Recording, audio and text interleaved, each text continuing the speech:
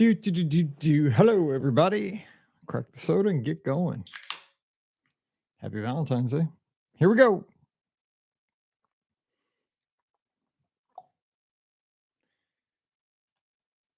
Well, hey, everybody. Welcome to episode number 135 of Mike in the Midwest, a mini podcast for the amazing patrons just like you of the Be Our Guest podcast. Hey, happy Valentine's Day. Today is Tuesday, February 14th, 2023, and we're on episode 135 of Mike in the Midwest. Of course, my name is Mike Rallman, host of the Be Our Guest podcast. You can catch me right now and always on the social media at Be Our Guest Mike. Check me out on Twitter and Instagram. Those are the best places to get a hold of me. I'd love to talk to you on the social, so please do follow me. And more importantly, check me out over there. Also, remember, we have a Discord here for our amazing patrons like you. So drop into the Discord. I know I've been terrible about the Discord over the past year. It's just one more thing for me that I've been trying to keep up with, and I'm terrible about that, but I'm going to try to use that more as we move forward here in 2023. So enjoy that. We have a special Discord just for our patrons, just for our special group here, which I appreciate each and every one of you. But hey, happy Valentine's Day. Hope you're getting everything that you love today. For me, of course, you know that it would be high school sports. I'm going to get to go watch some cheerleading and some basketball. Those go hand in hand during basketball season. The last game of the year for the JV team is today, so we'll be watching that here shortly. First game is at 4:30 tonight for JV, then varsity follows at 6. It's Mallory's last cheerleading game of the year for Francis Howell. That's right. It's it. Then spring sports will start. So kind of a bittersweet day. Her freshman year of cheer will be over today on Valentine's Day. However, stop the presses. I've talked about this, I think, to some folks. I don't know if I mentioned this on the show, but this year Mallory was not doing all-star cheer. She is not, she was not a member of Platinum Athletics, which she has been for the past few years. That's the super highly competitive cheerleading that you travel around the country to competitions. For us, it's around the Midwest. You go to Indianapolis, you go to Chicago, Schaumburg, Illinois. I'm trying to think of the other places we went to, the Wisconsin Dells. You have all these competitions all over throughout the season. The season starts around Christmas and it culminates in early May down at Walt Disney World with something called the Summit. And you've heard my trials and tribulations on the Be Our Guest podcast with my Hotel Plaza Boulevard excursions that I've made over the past 3 or 4 years. I've stayed at the Holiday Inn. I've stayed at the Ramada. I've stayed at the Hilton. I've stayed at all the Disney Springs hotels at this point because for some reason her gym has just some kind of issue with staying on site. Even when we get bids and we can stay in the All-Stars for free, they still stay at the Disney Springs hotels. It drives me crazy. Anyway, we were not doing All-Star cheer this year, which for us, I kind of miss it because it's a weird thing. When she was doing it, it was such a hassle because you got to drive all the way to Wisconsin. You got to drive all the way to Schaumburg, Illinois, which from St. Louis, it's about a 5-hour drive.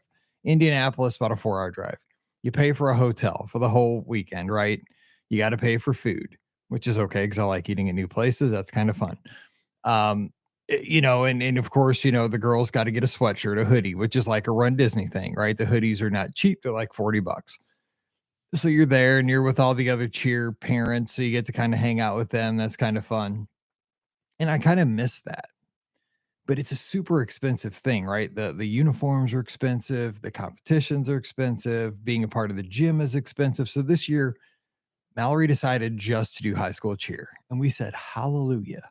High school cheer was a lot cheaper than all-star cheer. So we're excited for that.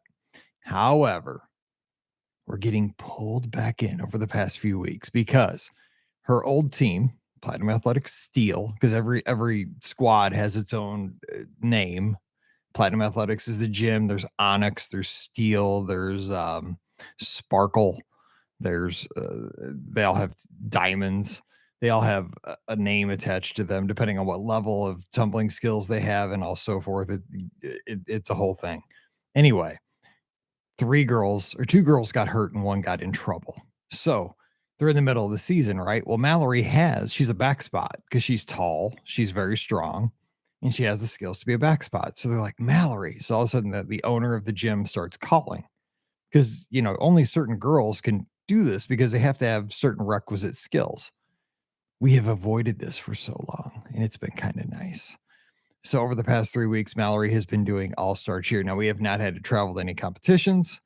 I don't know if we're paying for this because Pam has not told me this. If we are, she has kept it on the down low, which I kind of do with my Run Disney stuff. So I don't ask. She doesn't tell. Kind of the same thing I do with Run Disney. So it's kind of a nice thing.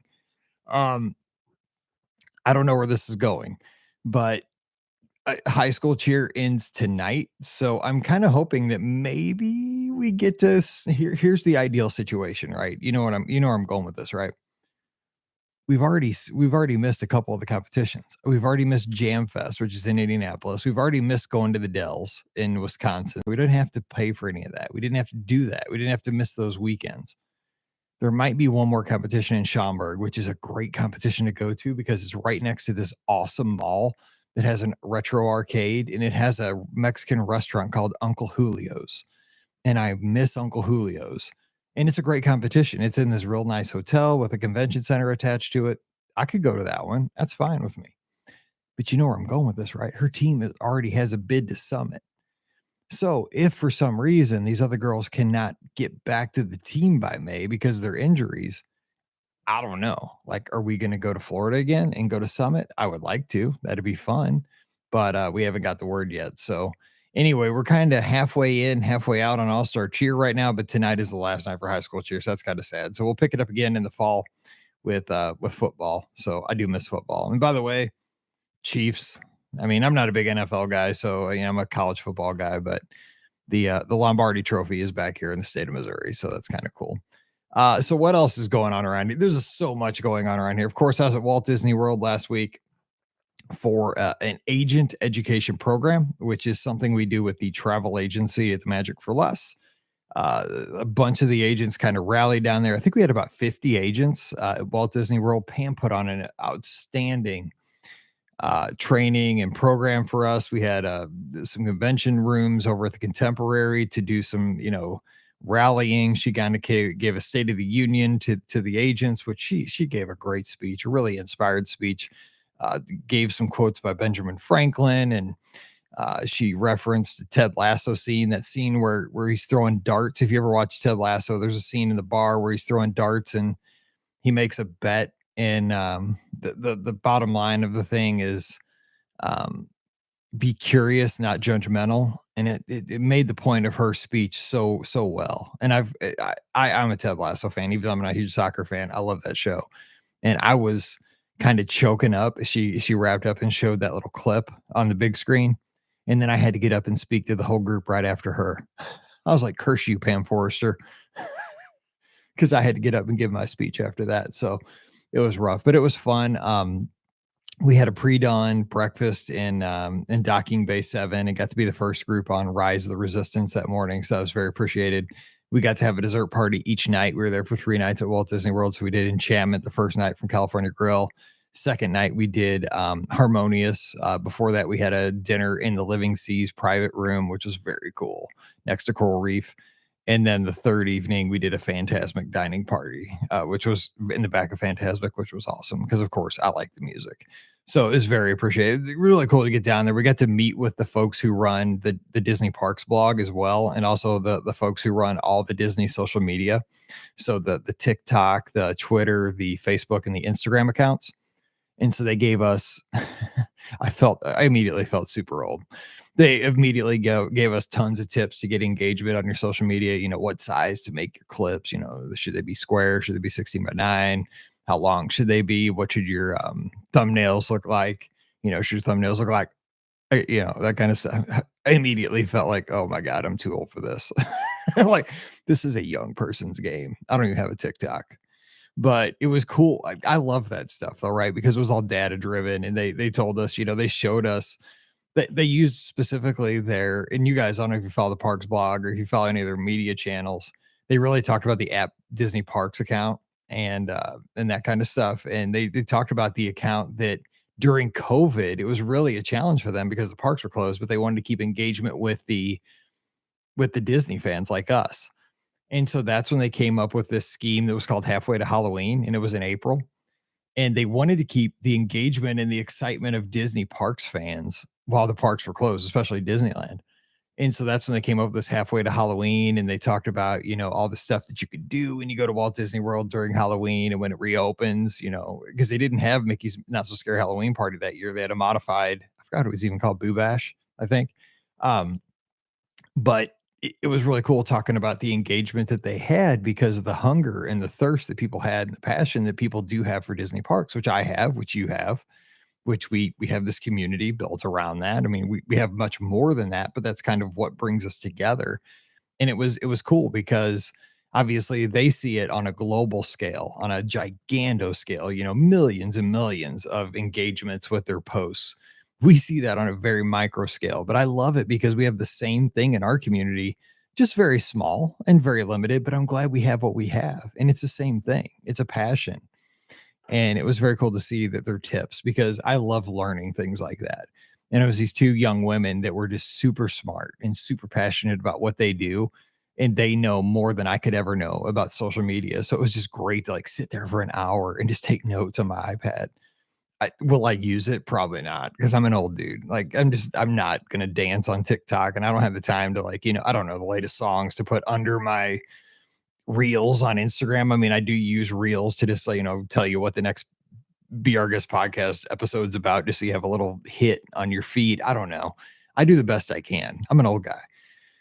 But it was a pleasure to get to. I love that to be able to serve my guests better and to make myself a better person as far as a podcaster and a Disney fan and somebody that brings content to you. And I don't think of myself as a content creator, but I think of myself as a Disney fan who gets to work in this community and help us all learn more about the destination. So it was a very cool thing. So anyway, here in the podcast studios, I don't know if I talked about this, but we've kind of redone everything. You really can't see, but obviously here in the studio, you can see, obviously we moved in a few months ago with, this is Paige's old bedroom. She's up in Chicago. So we now have a physical location for the podcast studios. I have the two pictures there that I talked about on the last episode. But I have changed the software we record on. We had an update on Windows 11 about 3 weeks ago, and it was an overnight update, just a regular update. It wasn't a major one, I don't think. It was like a Tuesday night thing. It came back on Wednesday morning. The computer had rebooted, and all of a sudden, my recording software would not run anymore. It was deprecated, and it's because I was running a program that was called Cool Edit Pro, which was borrowed from the radio station from years ago where my dad worked when we started the podcast in 2008. I'd recorded every episode of the show on it. It's a program. It was called Cool Edit Pro, but it was bought by Adobe years ago, and now it's called Adobe Audition, same program. And so, long story short, that didn't run anymore, which I had gotten 2,300 episodes out of it. So God bless it. So now I'm subscribed to Adobe Audition, the latest version. So I had to learn all the bells and whistles. So if things sound a little bit different on the show, hopefully they sound better. I'm trying to make them sound better because we're paying a lot more for the subscription. But I'm working with learning a new piece of software. On top of that, I'm running everything through a better mixer too. I've got an updated mixer. So we have that. We can have some fun with this later on down the road. If I ever get a cold or something, I can, I don't, a little something stuck in my throat, or, I don't know. Oh, everybody have a good time. Everybody needs to think about what you got to do. And sometimes, you're just the luckiest man on the face of the earth. So we'll have some fun with this. Goofy with the chainsaw. So anyway, I promise not to use that too much, but we have lots of fun stuff coming your way. And so we've updated the hardware and the software here in the podcast studio. So we're going to have fun with that. So anyway, I got a basketball game to get to, and it's Valentine's evening. So I got to take my wife out sometime in between running from the basketball game to also taking Mallory to all-star cheer practice tonight. I don't know how I'm going to get this all done, but we'll figure it out. All right, let's hit the feedback from last week's show. It was about let's see here. It was about looking back in time with that picture of my grandparents. And let's see if we got feedback here. The comments. Trisha says she's up in Wisconsin. Hey, Trisha, glad you're doing well. And she says, I have photos of my grandpa when he served as a Marine during the Korean conflict. We have a beautiful oil painting from Japan that was passed down from to us from a tour he did there. It has since passed, or he has since passed, but it is a nice way to connect to him. Yeah, I love pictures of our relatives, right? These two pictures I have in my oh my gosh, it is raining so hard outside. It is sideways and we have 50-mile-an-hour winds. Anyway, I apologize, Trisha. It's crazy outside, but that is awesome. When you can remember your grandpa like that, because that's how I remember my grandpa. Because the reason I turned to look out the window is grandpa, his family right there on the wall, and grandma and grandpa right there at their wedding. That makes me so happy every day when I walk into my office. It reminds me of where I came from. And I came from very humble beginnings. And I need to remember that it's because of folks like you that I get to do what I do. How blessed am I? And how blessed are we all? And we live in a great country too. Awesome. Thank you, Trisha. David Z, he's here and he says, hey, Mike, your story about your grandpa made me think about mine. His name was Chester, and he had a twin sister named Charlotte too. Must have been a popular name back in the 1920s. I was listening to the podcast as I was helping my wife transfer 6,000 pictures from her phone to the cloud. Imagine repeating that to your grandparents. It may have blown their minds. What a point David makes. First of all, I love the name Charlotte, by the way, because you could, I think it's too as Disney fans, right? And at the age where I had my kids, we were always watching Good Luck Charlie. That's my favorite Disney sitcom of that era. I love Good Luck Charlie. And so Charlotte, Charlie, kind of the same thing. If I had another girl, I'd probably name her Charlotte. But yeah, I know there's so many things, right? Like when I see that picture of my grandparents, because in that picture, my grandpa's 3. And I mean, that picture is so old and he's the youngest in the picture. So, his dad's there and my grandpa's in that picture. And he looks like super old in that picture. So he was obviously born in the 1800s. I mean, if you could go back there and talk about, okay, we're going to transfer 6,000 pictures into the cloud. First of all, the cloud, what a concept. Like, I didn't even know, 5 years ago, you didn't even have a real concept of what the cloud was. It's so abstract. That's so new, even to us, but also think about it. Like on my phone, I think I looked and I have 22,000 pictures on my iPhone. My grandpa, like those folks in that picture might have, I don't know. What do you think? They probably had 10 pictures done, if that, in their lifetime because it was such a big deal. I mean, 10 pictures. I take 10 pictures of my meals when I'm at Walt Disney World. It is so insane, David. You're so exactly right. I mean, oh my gosh, when you think about this stuff, it blows your mind. Thanks, David. I love thinking about stuff like that. And Jody out in Cincinnati, love hearing about your grandparents. My maternal grandparents, Robert and Dorothy Todorovic, moved to the United States to escape Yugoslavia, now Serbia, during World War II. I have a picture of them newly in the States, and my grandfather is playing his accordion. My sister, who graduated as a music major, owns it now. I inherited my grandmother's love of cooking and use her flour sifter that my grandpa made for her. I would love to show you that I would love to know what they think of this generation now and how far things have come, especially my grandfather, who was a machinist. My mom has her citizenship papers framed. I love looking at them when I go to my parents' house. Such an incredible journey. I mean, I almost want to like tear up because that is what it's all about, right? I mean, it's where we're from. And to think about how good we have it and how hard our ancestors are the folks that are before us had to work so that we could have what we have. I mean, I hope my generations after me have it easier than I do. But man, my grandpa, my dad, and the Rahmans before me worked so hard so that I could get to do stuff like this. I get to sit in a podcast studio and talk to the world. Anybody that wants to tune in. It absolutely blows my mind. It does. I mean, that's just the kind of person I am. It blows my mind. And that you're using the flour sifter that your grandpa made for your grandma. I mean, that is one of those things like that is a treasure. I mean, that is a treasure that is priceless. It's like I mentioned, I have a cookie tin upstairs. Nothing special. Original. It says Schnucks on it, which is the local grocery store. but it's obviously from probably the 70s, I would guess. Looking at the artwork, it's all banged up, it's scratched up, the paint's all chipped on it. But that cookie tin was the cookie tin that originally, obviously, you bought cookies in it, right? The cookies she bought at Schnucks, but my grandma made the best chocolate chip cookies in every time you went to grandma's house. And grandma lived 5 minutes away from me growing up. So we go over to her house 5, 6 times a week, almost every day.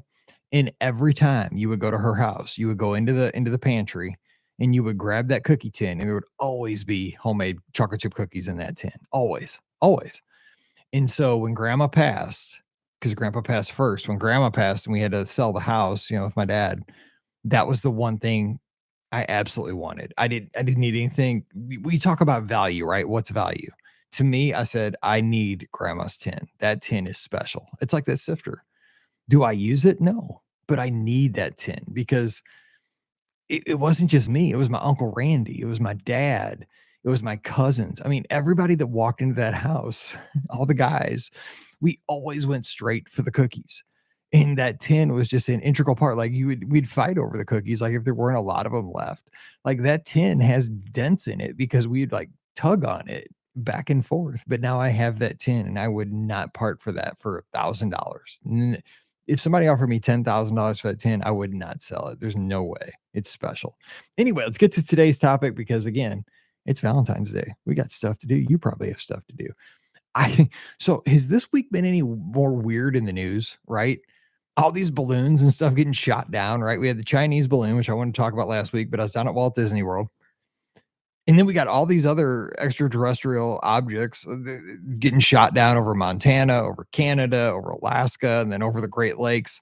The one over the Great Lakes, like, it's just an octagonal shaped thing at 20,000 feet. We shot it down.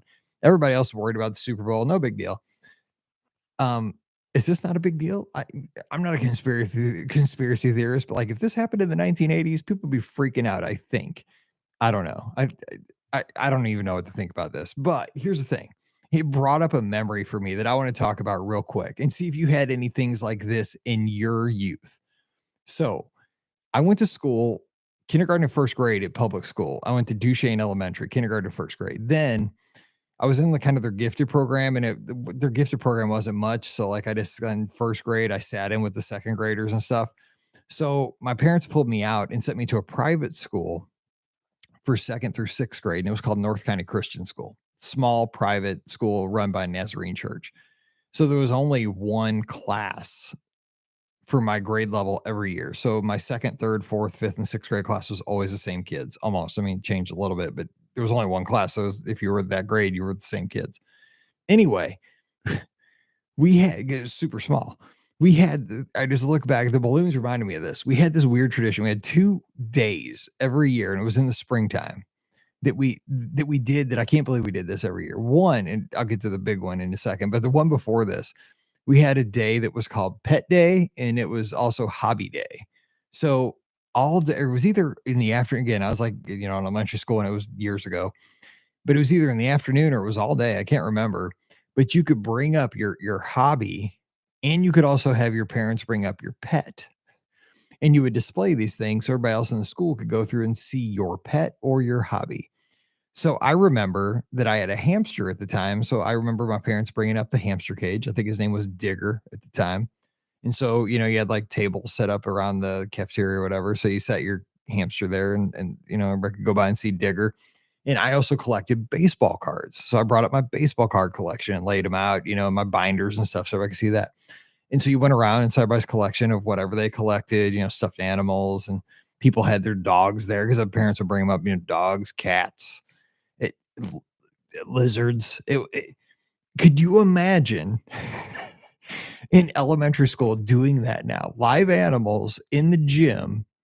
And like everybody just went around and petted them. Like, I mean, there were tons of dogs. Like kids went around, we petted the dogs, we played with the dogs, cats, hamsters, gerbils, lizards. I mean, snakes. People were playing with their pets all over this gym. It was unreal. Plus, everybody was bringing all their things they collected, their collections, their hobbies. And the thing was, it just laid out in the gym.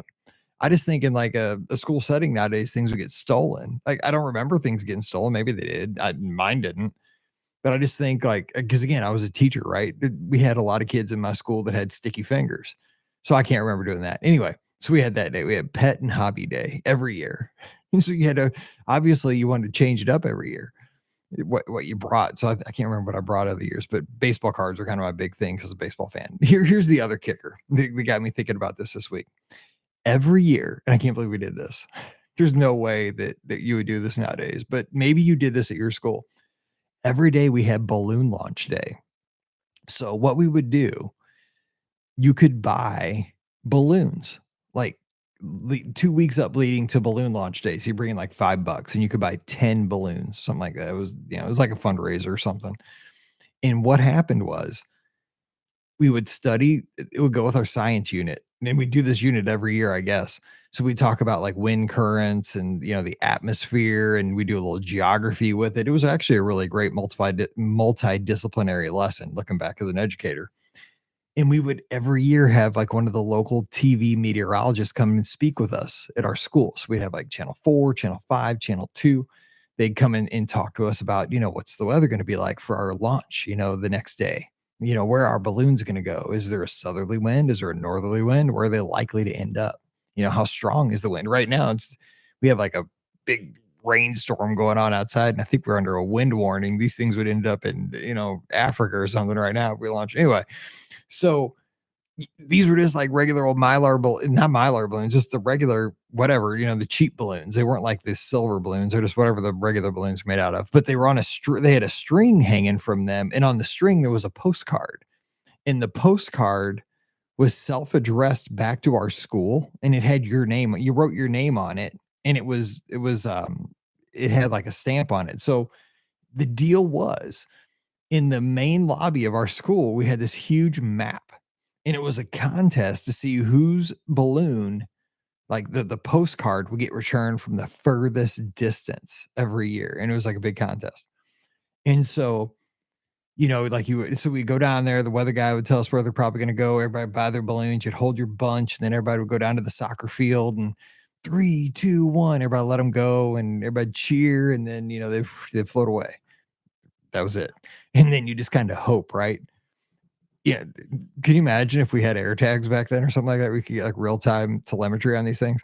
Anyway, so you didn't hear from them for, obviously, even if it landed, down the way, like if it went in the mail, you wouldn't hear for a few days. So like, a week or two later, they'd start trickling in from like Illinois, sometimes because we're in Missouri, if they're going east. Maybe Indiana, maybe Kentucky. I mean, that's pretty far. That's pretty crazy. Mine came back one year. The furthest one I ever had come back, we did this like 4 years. Mine came back from a city called Dunn, North Carolina. So it almost made it to the coast. And it got mailed back, and people could like tell us like, where did they find it, in a field, in a town, tell us a little bit about where they found it, a little bit about themselves. It was a really cool thing. Like, part of me would love to do this with a class. I think it'd be awesome because it's a really cool way to learn geography, because we took the actual postcards and pinned them to the big map in the school. So you could see, like, you could obviously see the atmospheric river there. You could see the current, the jet stream, because you could see like where the most of the balloons were getting returned from. It was really neat. And you could also, some people wrote letters with them, and sent pictures of, like, they took a picture of where it was found, like in a farmer's field, or, and on their front porch or what have you. It was a really, really cool experiment. But I just don't think environmentally people would do that anymore. We probably threw 1,000 balloons into the sky and just like let them go. And I just think right now, if we did that, the local, TV reporter would be down there. The investigative journalist would be like, "Can you believe North County Christian School is putting out 1,000 balloons and they're going to end up in a farmer's field?"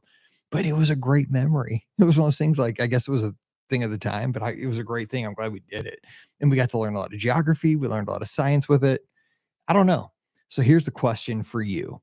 Did you do anything like that when you were a kid in school? Anything like pet day, hobby day, especially balloon launch day? Maybe China was wondering what was flying over their country back in 1984 when we did this. Who knows? Maybe someone went all the way over there and they just didn't send them back. I don't know.